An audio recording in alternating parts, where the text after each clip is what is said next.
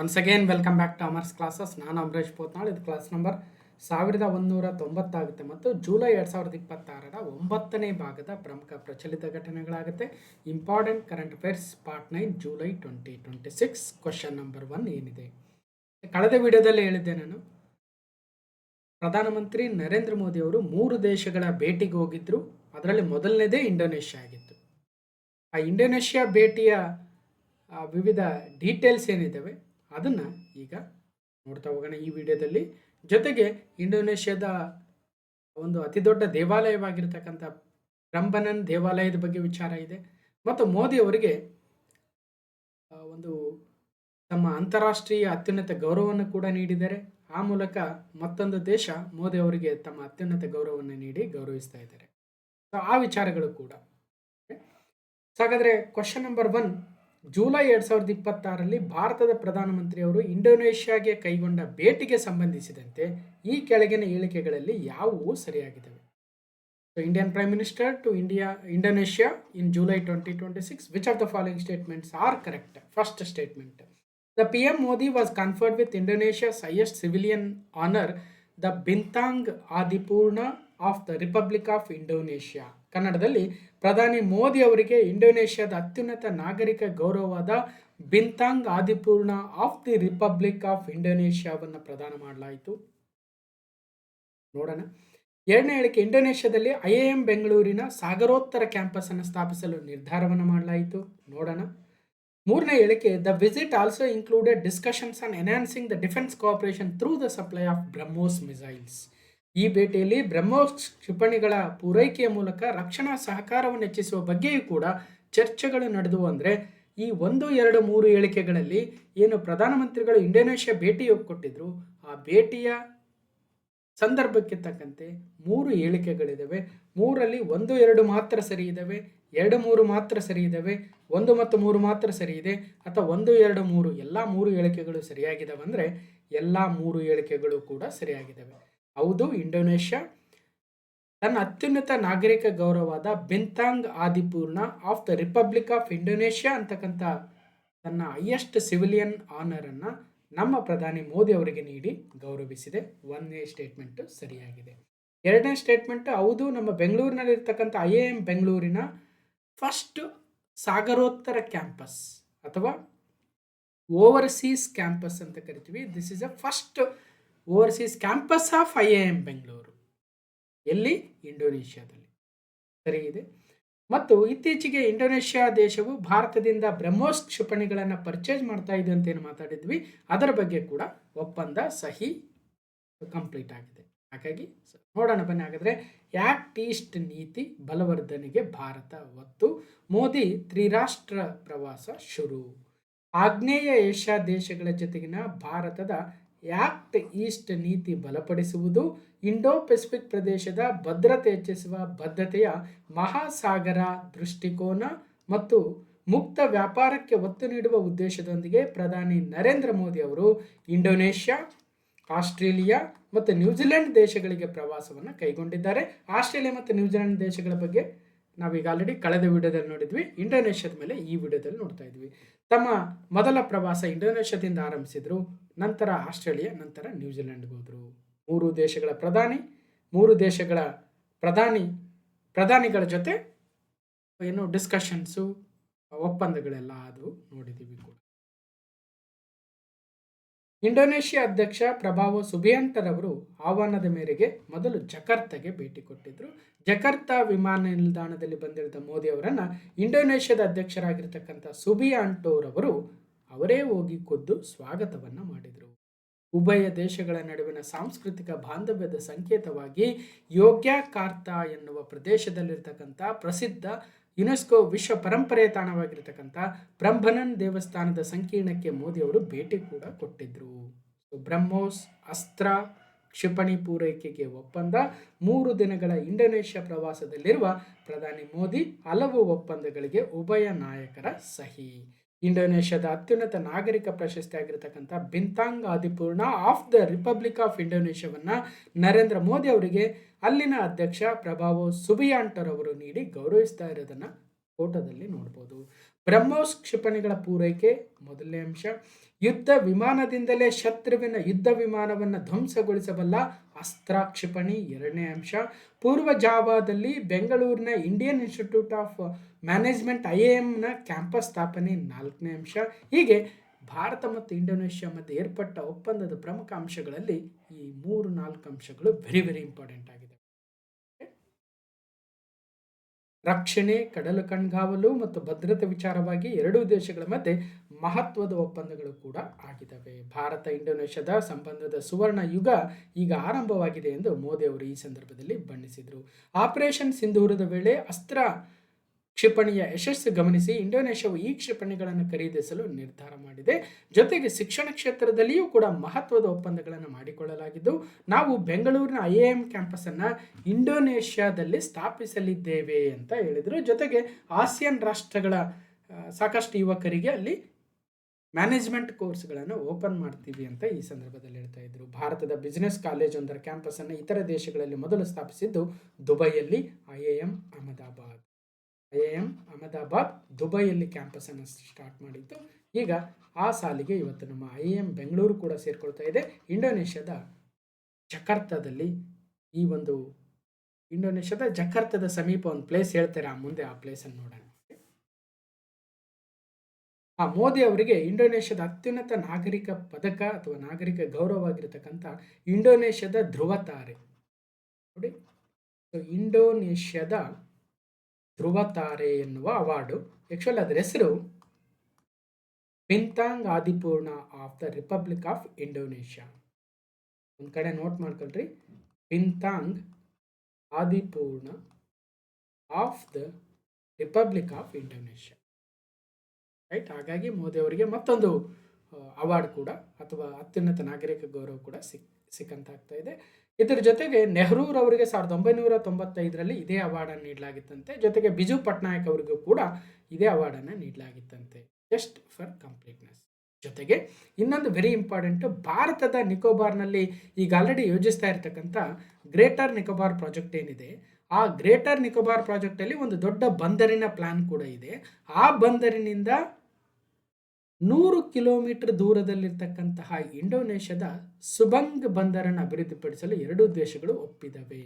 ಅದು ಸುಬಂಗ್ ಬಂದರು ನಮ್ಮ ಗ್ರೇಟ್ ನಿಕೋಬಾರ್ ಪ್ರಾಜೆಕ್ಟ್ನ ಒಂದು ಬಂದರಿನಿಂದ ಸುಮಾರು 100 ಕಿಲೋಮೀಟರ್ ದೂರದಲ್ಲಿದೆ.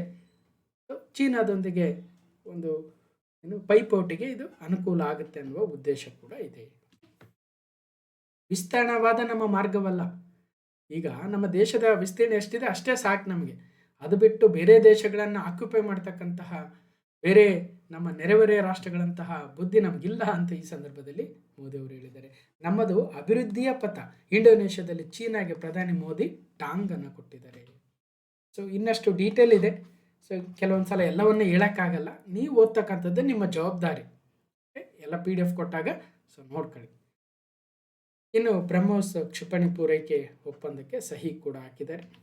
ಸುಬಂಗ್ ಬಂದರಿನ ಅಭಿವೃದ್ಧಿಗೂ ಕೂಡ ಸಹಿ. IIM ಬೆಂಗಳೂರು ಕ್ಯಾಂಪಸ್ ಕೂಡ ಅಲ್ಲಿ ತೆರೀತಾ ಇದ್ದಾರೆ.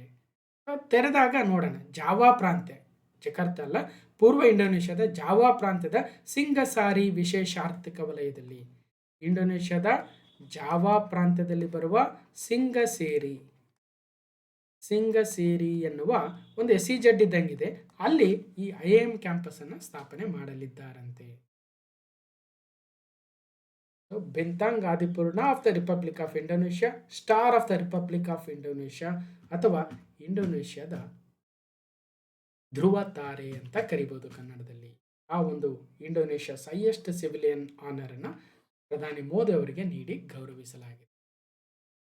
ಸೊ ಜೊತೆಗೆ IIM Bengaluru establish first overseas campus in Indonesia.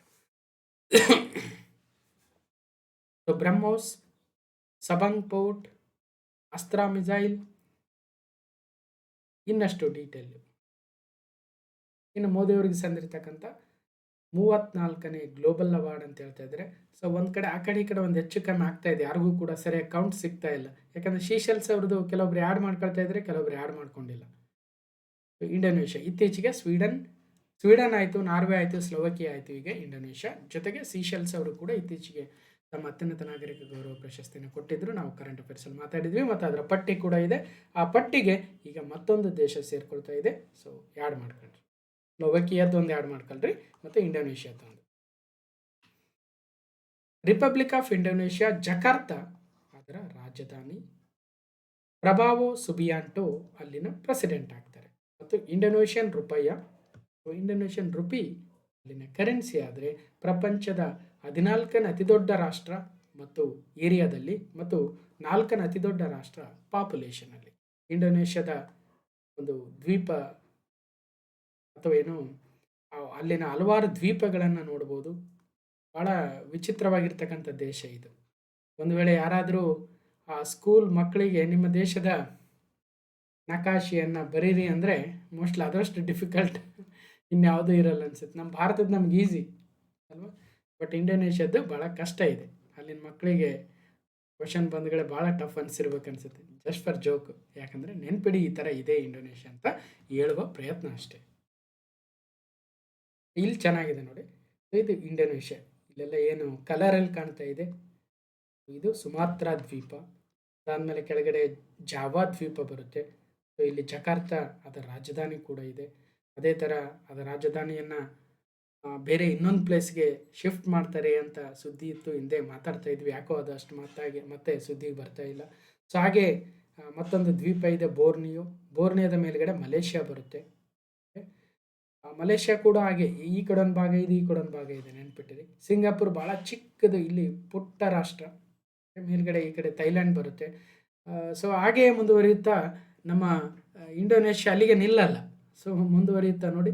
So ಇಲ್ಲಿ ಮತ್ತೆ ಟಿಮೋರ್ ಇದೆ, ಈ ಕಡೆ ಟಿಮೋರ್ ಲಿಸ್ಟೆ ಅಂತಕ್ಕಂಥ ಮತ್ತೊಂದು ಸಪ್ರೇಟ್ ಕಂಟ್ರಿ ಬರುತ್ತೆ. ಹಾಗೆ ಮುಂದೆ ಹೋದರೆ ಸೊ ಇಲ್ಲಿ ನ್ಯೂ ಗಿನಿಯಾ ಬರುತ್ತೆ. ನ್ಯೂ ಗಿನಿಯಾದ ಪಕ್ಕದಲ್ಲಿ ಪಪುವಾ ನ್ಯೂ ಗಿನಿಯಾ ಅಂತಕ್ಕಂಥ ಮತ್ತೊಂದು ರಾಷ್ಟ್ರವೂ ಇದೆ. ಸೊ ಅಲ್ಲಿಂದ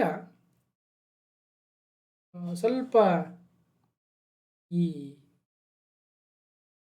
ನೈಋತ್ಯಕ್ಕೆ ಬರ್ತಾ ಹೋದರೆ ಇಲ್ಲಿ ನಮ್ಮ ನಿಕೋಬಾರ್ ದ್ವೀಪಗಳು ಬರ್ತವೆ ನೋಡಿ, ಸ್ವಲ್ಪ ನೆನ್ಪಿಟ್ಕೋಬೇಕು. ಇನ್ನೊಮ್ಮೆ ನೋಡ್ಬೋದು, ಇಲ್ಲಿ ಜಕಾರ್ತಾ ಇದೆ, ಇದು ಇಂಡೋನೇಷ್ಯಾ. ಈ ಲೈಟಿಶ್ ಯೆಲ್ಲೋ ಕಲರಲ್ಲಿ ಏನು ಕಾಣ್ತಾ ಇದೆಯಲ್ಲ ಅದೆಲ್ಲವೂ ಇಂಡೋನೇಷ್ಯಾ ದೇಶ.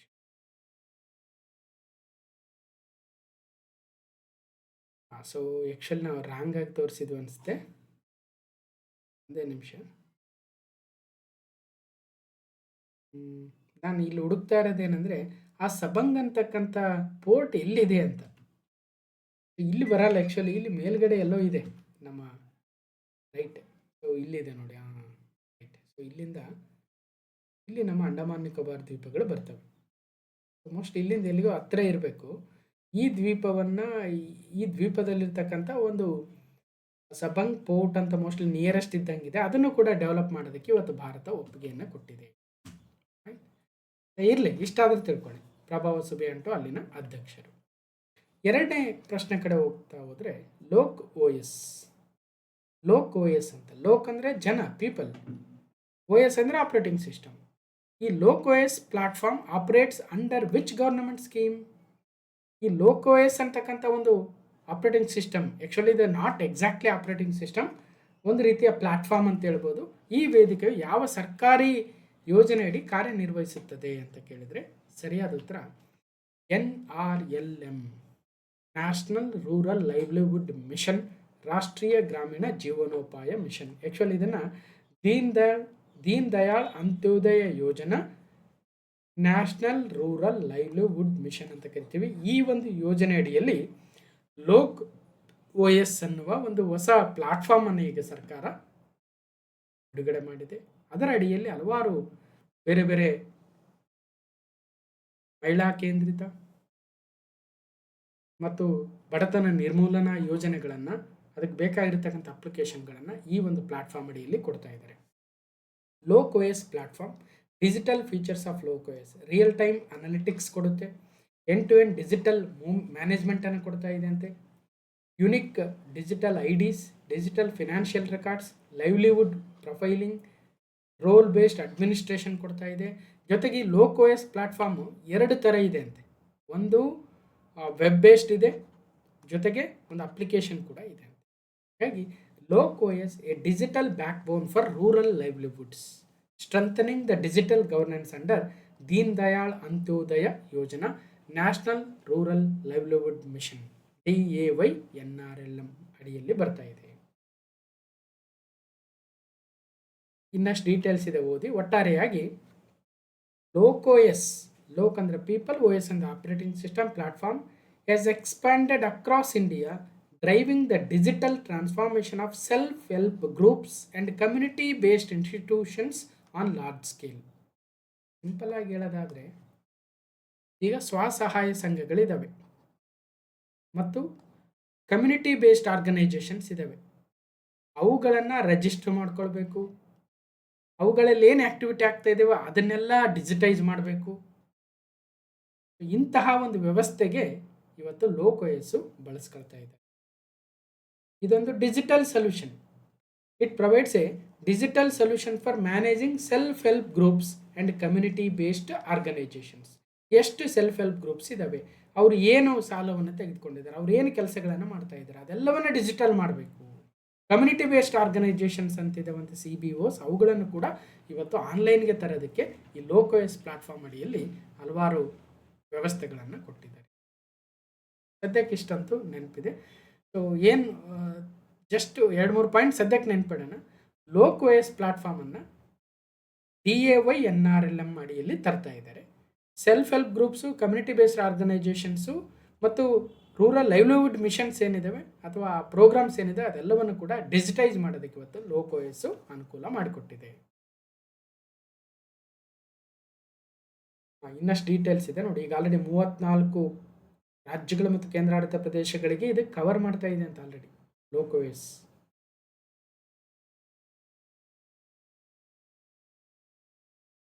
ಮೂರನೇ ಪ್ರಶ್ನೆ, academic bank of credits, ABC, academic bank of credits.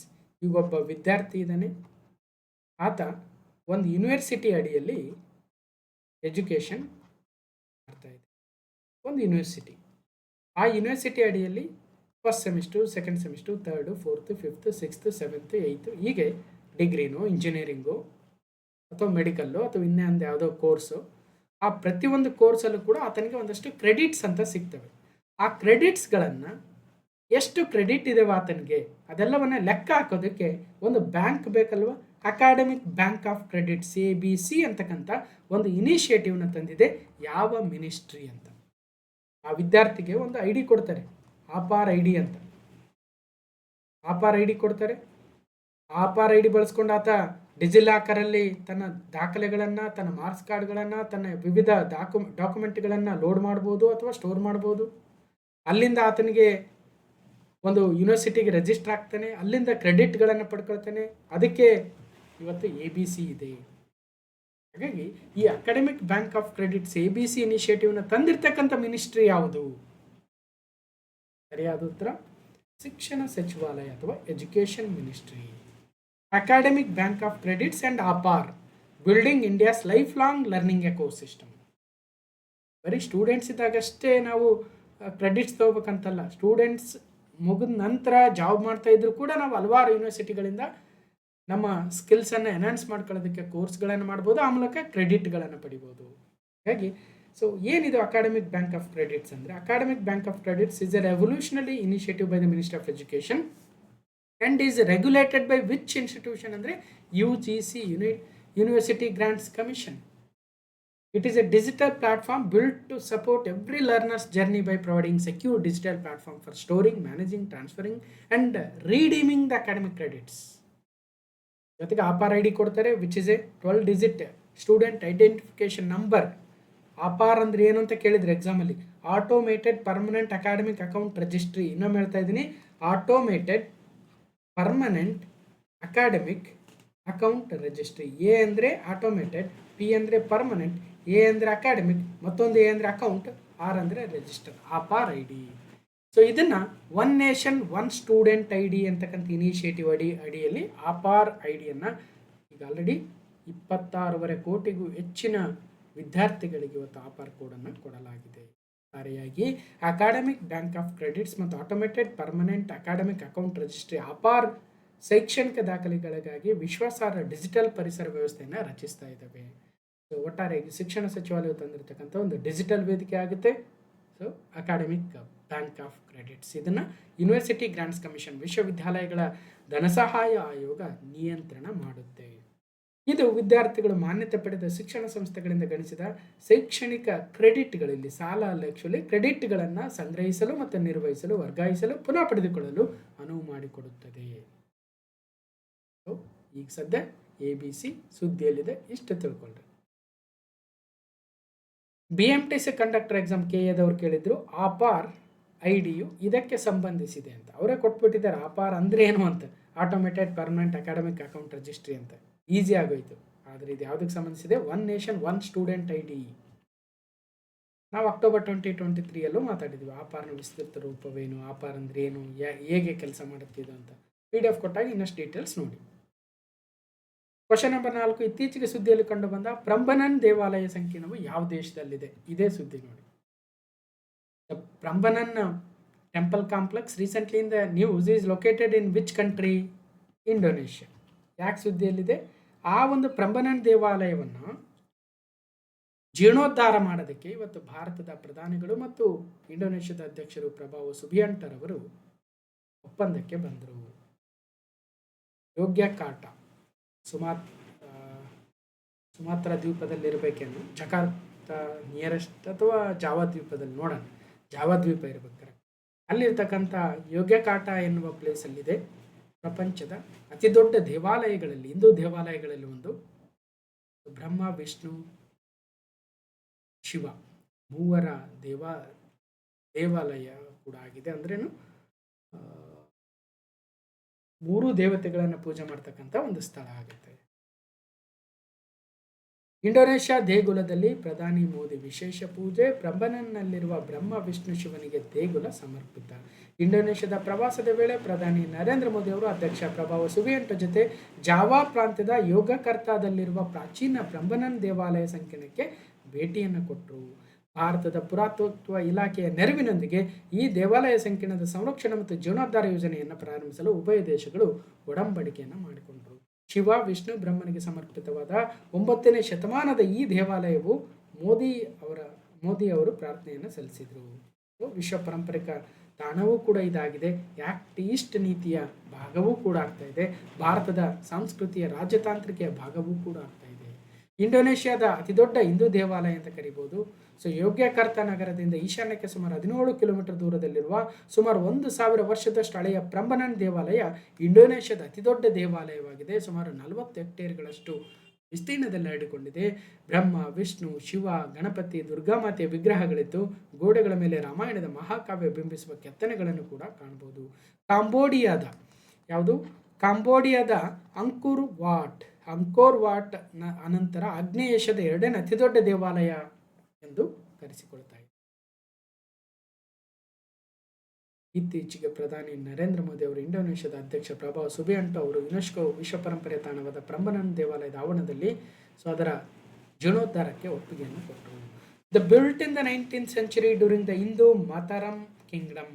ಪ್ರಂಬನನ್ is Indonesia's ಯಾವ ಕಿಂಗ್ಡಮ್ ಅಂದರೆ ಹಿಂದೂ ಮತರಂ ಕಿಂಗ್ಡಮ್ ಅಂತ ಅವರು ಇದನ್ನು ನಿರ್ಮಿಸಿದ್ರಂತೆ. ಸೊ ಅಂಗೋಕರ್ ವಾಟ್ ಏನಿದೆ ಕಾಂಬೋಡಿಯಾ ದೇಶದಲ್ಲಿ, ಇದು ಪ್ರಪಂಚದ ಅತಿ ದೊಡ್ಡ ಹಿಂದೂ ದೇವಾಲಯಗಳಲ್ಲಿ ಒಂದು. Angkor Wat temple complex located in Angkor, Cambodia. ಸುಮಾರು 162 ಹೆಕ್ಟೇರ್ ಪ್ರದೇಶದಲ್ಲಿದೆ. 402 ಎಕರೆ. ಗಿನ್ನಿಸ್ ವರ್ಲ್ಡ್ ರೆಕಾರ್ಡಲ್ಲಿ the largest religious structure in the world ಅಂತ ಕನ್ಸಿಡರ್ ಆಗಿದೆ.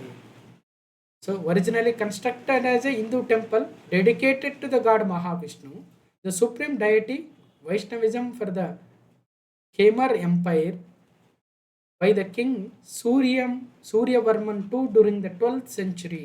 It was gradually transformed into Buddhist temple. ನೋಡಿ ಕೇಳ್ಬೋದು, ಕೇಳಿದ್ದಾರೆ ಕೂಡ ಯಾವುದೋ ಒಂದು ಎಕ್ಸಾಮಲ್ಲಿ 2-3 ಎಕ್ಸಾಮಲ್ಲಿ ಕೇಳಿದ್ದಾರೆ ಅಂಗೋಕರ್ ವಾಟ್ ದೇವಾಲಯ ಎಲ್ಲಿದೆ ಅಂತ. ಕಾಂಬೋಡಿಯಾದ ಅಂಗೋಕರಲ್ಲಿದೆ. ಪ್ರಪಂಚದ ಅತಿ ದೊಡ್ಡ ಹಿಂದೂ ದೇವಾಲಯಗಳಲ್ಲಿ ಒಂದನೇದು ಅಂಗೋಕರ್ ವಾಟ್. ಅದು ಬಿಟ್ಟರೆ ಬೇರೆ ದೇವಾಲಯಗಳಿದ್ದಾವೆ, ಬಟ್ ಐತಿಹಾಸಿಕ ದೇವಾಲಯಗಳಂದರೆ ನಮ್ಮ ಭಾರತದ ತಮಿಳುನಾಡಿನ ತಿರುಚಿರಾಪಳ್ಳಿ ಹತ್ತಿರ ಇರ್ತಕ್ಕಂಥ ಶ್ರೀರಂಗಮಲ್ಲಿರುವ ಶ್ರೀರಂಗನಾಥ ಟೆಂಪಲ್ಲು ಅತಿ ದೊಡ್ಡ ದೇವಸ್ಥಾನವಾಗುತ್ತೆ ನಮ್ಮ ದೇಶದಲ್ಲಿ. ಸುಮಾರು ಎಷ್ಟು 7 ಸುತ್ತುಗಳ ದೇವಾಲಯ ಇದೆ. ಸಣ್ಣ ಪುಟ್ಟ ಏನು ಏರಿಯಾಗಳೇ ಆ ದೇವಾಲಯದ ಒಳಗಡೆ ಇದ್ದಾವೆ.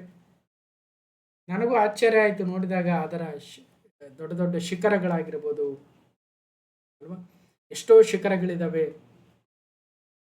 ಬಹಳ ದೊಡ್ಡ ದೇವಸ್ಥಾನ ಶ್ರೀರಂಗಂ ದೇವಸ್ಥಾನ. ಒಂದ್ಸಲ ಯಾವಾಗಾದರೂ ತಮಿಳ್ನಾಡಿಗೆ ಹೋದರೆ ನೋಡಿ, ಅದಕ್ಕೆ ತಮಿಳ್ನಾಡನ್ನು ದೇವಾಲಯಗಳ ರಾಜ್ಯ ಅಂತ ಕರಿಬೋದು.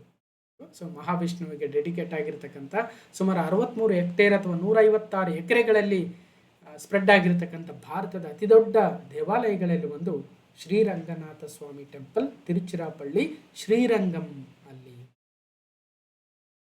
ಓಕೆ, ಅದು ಬಿಟ್ಟರೆ ವೆಲ್ಲೂರಲ್ಲಿ ಇತ್ತೀಚೆಗೆ ನಿರ್ಮಾಣವಾಗಿರ್ತಕ್ಕಂಥ ಶ್ರೀಪುರಂ ಅಂತಕ್ಕಂಥದ್ದು ಲಕ್ಷ್ಮೀನಾರಾಯಣ ದೇವಿ ಟೆಂಪಲ್ ಆಗುತ್ತೆ.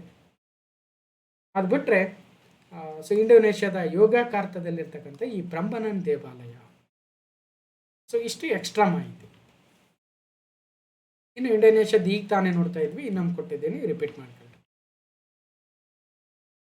Question number 5. ಇತ್ತೀಚೆಗೆ ಹೊಸದಿಲ್ಲಿಯಲ್ಲಿ ನಡೆದ ರಾಷ್ಟ್ರೀಯ ಗ್ರಾಮೀಣ ವಿಕಾಸ ಸಮ್ಮೇಳನದಲ್ಲಿ ಗ್ರಾಮೋದಯ ಸೆ ರಾಷ್ಟ್ರೋದಯ ಎಂಬ ಶೀರ್ಷಿಕೆಯಡಿ ಶಿ ಲೀಪ್ಸ್ ಅನ್ನು ಪ್ರಾರಂಭಿಸಲಾಯಿತು.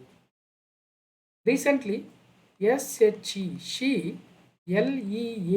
LEAPS She Leaps was launched at the Rashtriya Grameen Vikas Sammelana in New Delhi, held under the theme Gramodaya se Rashtrodaya to support the vision of Viksit Gram Viksit Bharat.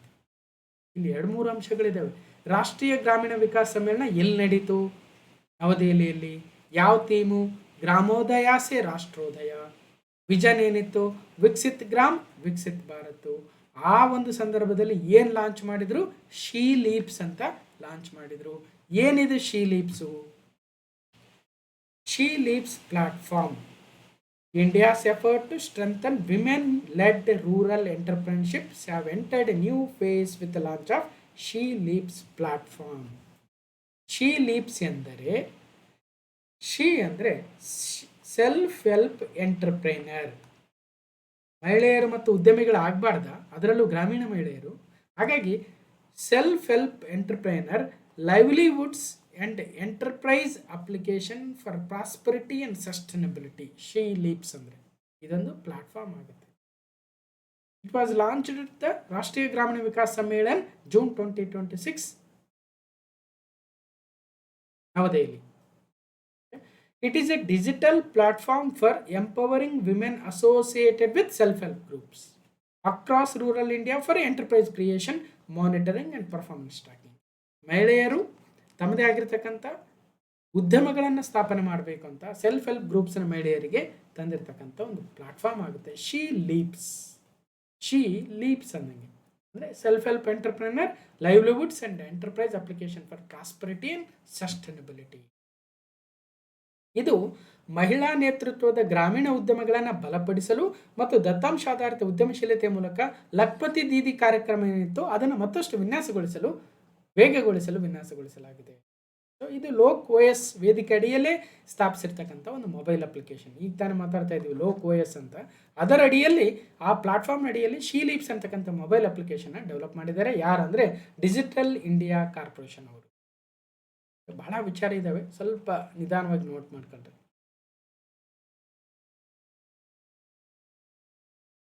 Question number 6. ಭಾರತದ ಮಾಜಿ ನಾಯಕರಾದ ಸೌರವ್ ಗಂಗೂಲಿ ಮತ್ತು ಭಾರತ ತಂಡದ ಮಹಿಳಾ ತಂಡದ ಮಾಜಿ ನಾಯಕಿ ಅಂಜುಮ್ ಚೋಪ್ರಾ. ನೋಡಿ, ಭಾರತದ ಪುರುಷರ ಕ್ರಿಕೆಟ್ ತಂಡದ ಮಾಜಿ ನಾಯಕ ಸೌರವ್ ಗಂಗೂಲಿ ಮತ್ತು ಭಾರತದ ಮಹಿಳಾ ಕ್ರಿಕೆಟ್ ತಂಡದ ನಾಯಕಿ ಅಂಜುಮ್ ಚೋಪ್ರಾ ಹಾಗೂ ಇಂಗ್ಲೆಂಡ್ನ ಮಾಜಿ ಬ್ಯಾಟ್ಸ್ಮನ್ ಮತ್ತು ನಾಯಕ ಕೆವಿನ್ ಪೀಟರ್ಸನ್ ಅವರನ್ನು 2026ರ ICC ಹಾಲ್ ಆಫ್ ಫೇಮ್ಗೆ ಅಧಿಕೃತವಾಗಿ ಸೇರಿಸಲಾಗಿದೆ. Former Indian captain Sourav Ganguly and former Indian captain for the women team Anjum Chopra, along with the former England batsman Kevin Pietersen, have been officially inducted into the ICC Hall of Fame as a class of 2026. Okay. ಗಂಗೂಲಿಗೆ ICC hall of fame ಗೌರವ.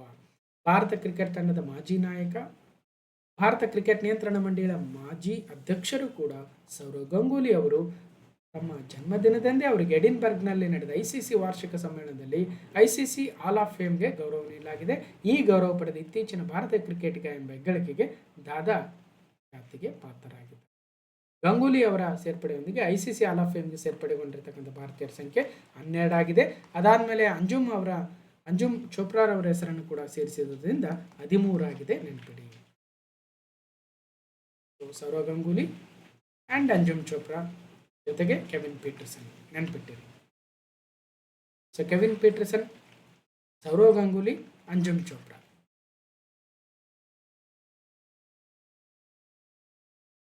ಹಾಗಾದರೆ ಈ ICC hall of ಫೇಮ್ಗೆ ಸೇರಿರ್ತಕ್ಕಂಥ ಭಾರತೀಯರು ಒಟ್ಟು 13 ಜನ ಆದರು, lady cricketers and giant cricketers.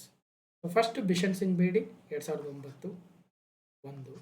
ಎರಡನೇರವರು Kapil Dev 2009, Sunil Gavaskar 2009. ನಂತರ 2015ರಲ್ಲಿ ಅನಿಲ್ ಕುಂಬ್ಳೆ, 2018ರಲ್ಲಿ ರಾಹುಲ್ ದ್ರಾವಿಡ್, 2019ರಲ್ಲಿ ಸಚಿನ್ ತೆಂಡೂಲ್ಕರ್, 2021ರಲ್ಲಿ ವಿನು ಮಂಕಡ್, 2023ರಲ್ಲಿ ಡಯಾನಾ ಎಡುಲ್ಜಿ ಮತ್ತು 2023ರಲ್ಲಿ ಅಗೇನ್ ವೀರೇಂದ್ರ ಸೆಹ್ವಾಗ್ ಅವರು. 24ರಲ್ಲಿ ನೀತು ಡೇವಿಡ್, ಮಹಿಳಾ ಆಟಗಾರ್ತಿ. 25ರಲ್ಲಿ MS ಧೋನಿ. ಈಗ 26ರಲ್ಲಿ ಅಂಜುಮ್ ಚೋಪ್ರಾ ಮತ್ತು ಸೌರವ್ ಗಂಗೂಲಿ.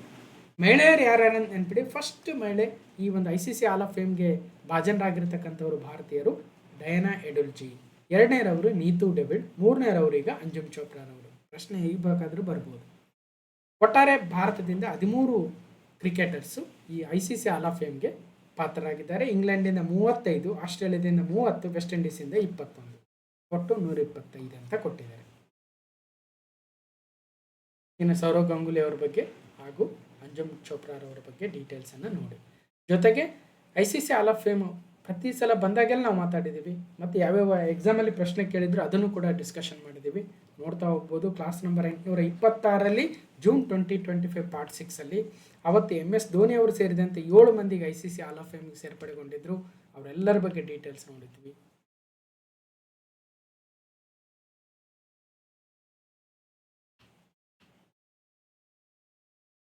ಅದೇ ಥರ ಕ್ಲಾಸ್ ನಂಬರ್ 669 ಅಕ್ಟೋಬರ್ 2024 ಪಾರ್ಟ್ 4ಅಲ್ಲಿ ಭಾರತದ ಮಾಜಿ ಮಹಿಳಾ ಕ್ರಿಕೆಟರ್ ನೀತು ಡೇವಿಡ್ ಅವರನ್ನು ಸೇರಿಸಲಾಗಿತ್ತು.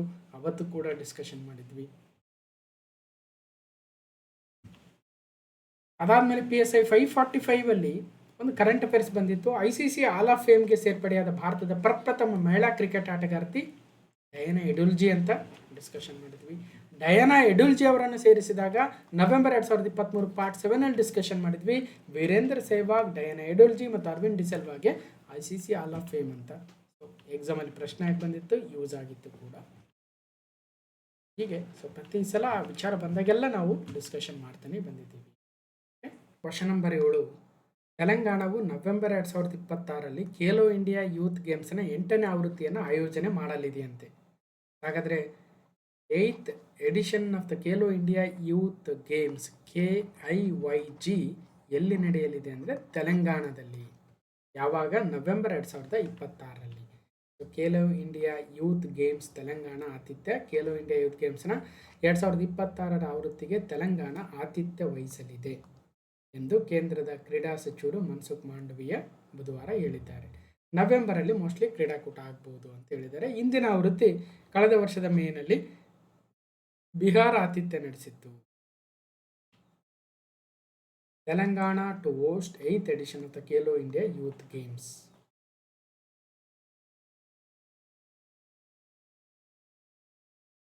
ಎರಡು 2018ರ ಖೇಲೋ ಇಂಡಿಯಾ ಗೇಮ್ಸು ಡೆಲ್ಲಿ ನಡೆಸಿತ್ತು.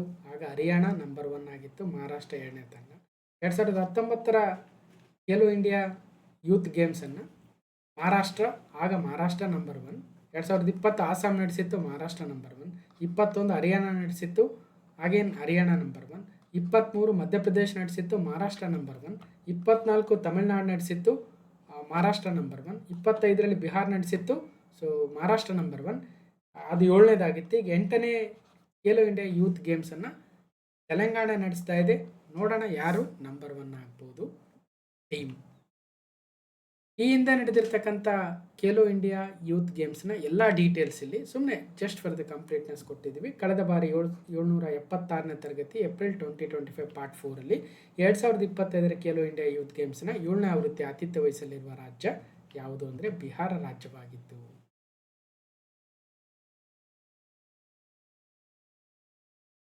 24 ಡೀಟೇಲ್ ಎಲ್ಲ ಮಾತಾಡಿದ್ವಿ. ತಮಿಳ್ನಾಡು ನಡೆಸಿತ್ತು, ಸೊ ಏನು ಎತ್ತ ಅಂತ. ಓಕೆ,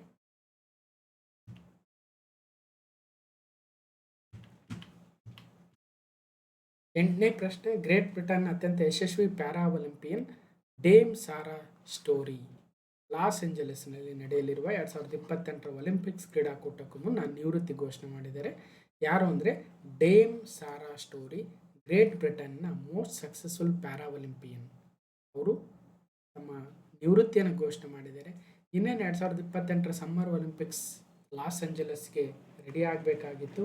ಆ ಸಂದರ್ಭದಲ್ಲಿ ಪ್ಯಾರಾ ಒಲಿಂಪಿಕ್ಸಲ್ಲಿ ಅತ್ಯಂತ ಸಕ್ಸಸ್ಫುಲ್ ಆಗಿರ್ತಕ್ಕಂಥ ಒಬ್ಬ ಆಟಗಾರ್ತಿ ಡೇಮ್ ಸಾರಾ ಸ್ಟೋರಿ ಅವರಿವತ್ತು ನಿವೃತ್ತಿಯನ್ನು ಘೋಷಣೆ ಮಾಡಿದ್ದಾರೆ. ಪ್ಯಾರಾ ಒಲಿಂಪಿಯನ್ ಸಾರಾ ನಿವೃತ್ತಿ. ಪ್ಯಾರಾ ಒಲಿಂಪಿಕ್ಸ್ನ ಶ್ರೇಷ್ಠ ಅಥ್ಲೀಟ್ ಸಾರಾ ಸ್ಟೋರಿ 2028ರ ಲಾಸ್ ಏಂಜಲಸ್ ಕ್ರೀಡಾಕೂಟಕ್ಕೆ ತರಬೇತಿ ಪಡೆಯುವ ಮುಂಚೆಯೇ ತಮ್ಮ 48ನೇ ವಯಸ್ಸಿನಲ್ಲಿ ಈ ಸ್ಪರ್ಧಾತ್ಮಕ ರೇಸಿಂದ ನಿವೃತ್ತಿ ವಹಿಸಿದ್ದಾರೆ. 19 ಬಾರಿ ಪ್ಯಾರಾ ಒಲಿಂಪಿಕ್ಸ್ ಚಿನ್ನದ ಪದಕ ಗೆದ್ದಿದ್ರು ಅಂದರೆ ಸುಮ್ಮನೆ ಇಲ್ಲ, 19 ಬಾರಿ.